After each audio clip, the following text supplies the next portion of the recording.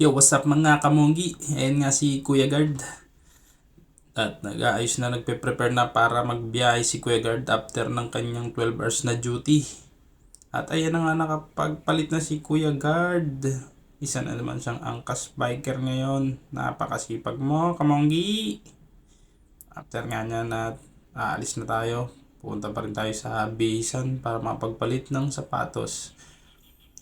At ayan nga yung mga 5'9" natin. Paring gotib. After nga niyan mga kamonggi, pupunta na ako sa bisa ng sapatos para mapagpalit na ng sapatos at hindi naman bagay yung pang guard na sapatos sa pang biyahe. Ito na nga mga kamonggi at malapit na ako dyan. After nyan at pinasukan ako ng booking. Ito na.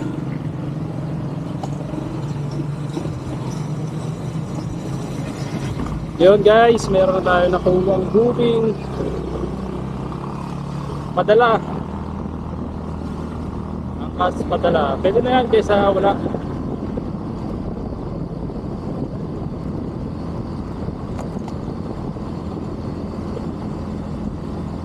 Goods din naman yung goods din naman yung presyo. Lapit lang din.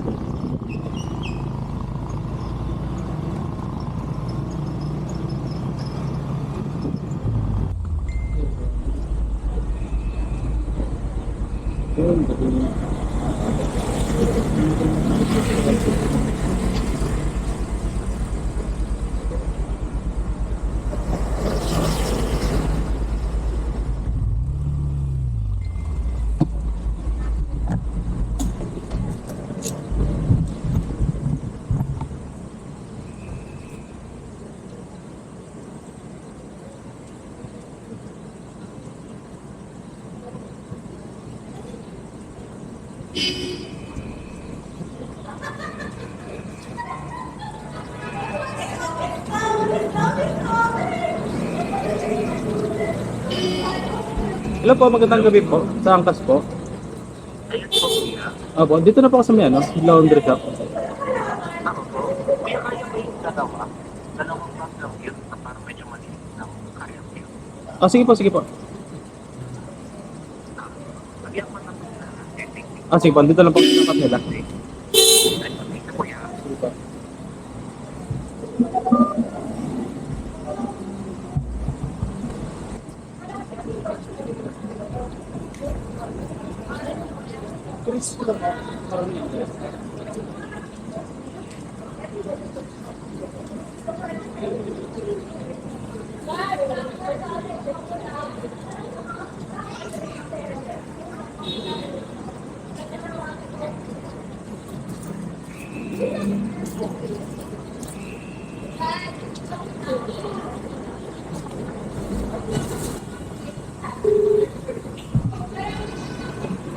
Hello sir, nakuha ko na po.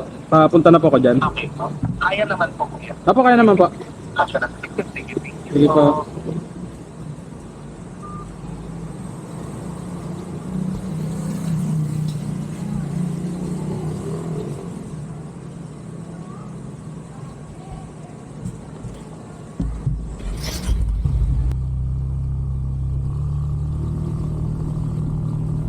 So yun guys, na-pick up na natin yung mga damit. Magaan lang naman. Kaya hindi na ako nakakasagabal sa ko, magdadrive.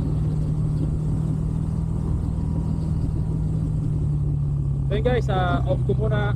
Save lang muna tayo ng memory. So yun guys, malapit na tayo. Isang kilometro na lang tayo sa drop-off location.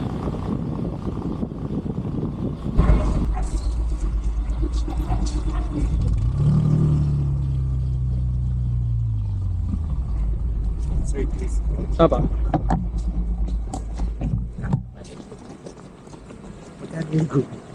Ah, 50 lang po.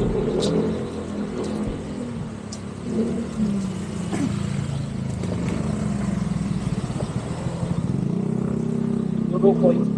Ano?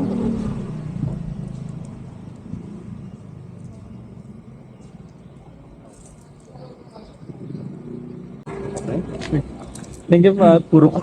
Thank you, Pat. Thank you, Pat. Thank you.